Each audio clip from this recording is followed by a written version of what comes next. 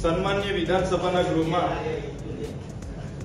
મારો જે તારાકીદ પ્રશ્ન હતો એમાં માનનીય આદિજાતિ અને શિક્ષણ મંત્રીએ સંતોષકારક જવાબ આપ્યો નથી અને ગોળ ગોળ વાતો કરીને એ પ્રશ્નનો જવાબ આપ્યો છે। ત્યારે એમણે 2024-25 આદિજાતિ વિકાસ વિભાગને 4373.96 કરોડ રૂપિયા ફાળવવામાં આવ્યા અને એમણે એ જવાબમાં જણાવ્યું છે કે એમાંથી 2889.81 કરોડ જોગવાઈની સામે માત્ર 2879.81 કરોડ જ અત્યાર સુધી ફાળવવામાં આવ્યા છે।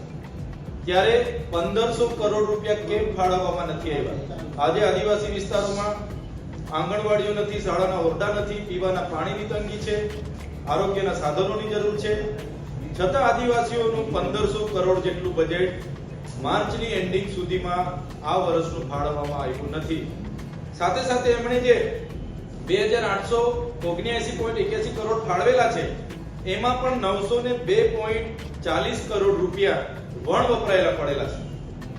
એક બાજુ અમે પોસ્ટ મેટ્રિક શિષ્યવૃત્તિ માટે ગ્રાન્ટ ફાળવવા માટેની માંગ કરીએ છીએ અને સરકારને એ જ આદિવાસીઓનું બજેટ ફાળવવામાં રસ નથી।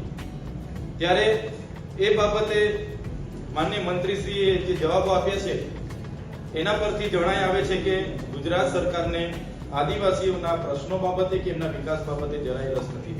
બીજો પ્રશ્ન અમારો એ હતો કે આદિજાતિ વિકાસ વિભાગમાં પ્રધાનમંત્રી આદર્શ ગ્રામ યોજના હોય, ગુજરાત પેટર્ન યોજના હોય, મુખ્યમંત્રી ઉત્કર્ષ યોજના હોય, 10% રાજ્ય કક્ષાના ફંડની બાબત હોય, બોર્ડર વિલેજ હોય કે જેટલી પણ આદિમ જૂથની યોજના હોય બધા જમાં પ્રભારી મંત્રી શ્રી ત્યાં જે ચૂંટાયેલા પ્રતિનિધિઓ દ્વારા જિલ્લા કક્ષાએ આયોજન કરવામાં આવે છે એ કામો સાઇટ પર રાખીને એનજીઓ અને એજન્સીઓના બિનજરૂરી કામો બારોબાર મંજૂર કરી દેતા હોય છે। જે બાબતે પણ મંત્રીશ્રીને મેં રજૂઆત કરી, મેં પૂછ્યું કે ભાઈ પ્રભારી મંત્રીશ્રીની શું જવાબદારી હોય છે? તો પ્રભારી મંત્રીશ્રીની માત્ર જવાબદારી સુચારુ અને ઝડપી આયોજન થાય એના માટે હોય છે, ના કે પ્રભારી મંત્રી બધા જ પ્રકારનું આયોજન કરી લે। અમારે નર્મદા જિલ્લામાં 68 કરોડ રૂપિયા આદર્શ ગ્રામના આવ્યા હતા, એમાં 50 કરોડનું આયોજન પ્રભારી મંત્રી અને એનજીઓ દ્વારા કરી દેવામાં આવ્યું।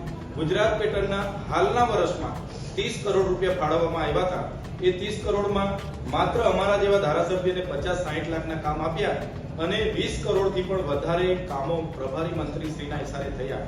તો તમામ આદિવાસી જિલ્લાના 14 જિલ્લામાં જે નવસારીની એનજીઓ અને એજન્સીઓ છે, જેમની એક આખી કંપની છે, જેઓ બાયોગેસ, હાઇમસ, રિનોવેશન, અપગ્રેશન, furniture, bunk bed, bunk set જેવા બોગસ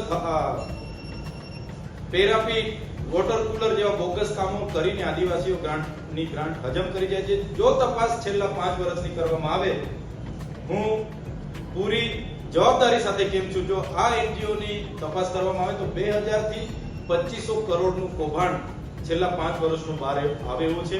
એટલે અમે સરકારને વિનંતી કરીએ છીએ કે જે પણ પ્રભારી મંત્રીઓ આવા બારોબાર આયોજન કરતા હોય એમને અટકાવવામાં આવે। સાથે સાથે અમે આજના વિધાનસભા ગૃહમાં કીધું છે જે પણ 10% કે જે પણ યોજનાના સ્કોલરશિપની જે પણ બજેટ બાકી છે તે તાત્કાલિક ધોરણે ફાળવવામાં આવે અને આદિવાસીઓના વિકાસમાં સરકારને રસ છે એ સાબિત કરાય, એ બાબતે અમે રજૂઆત કરી છે।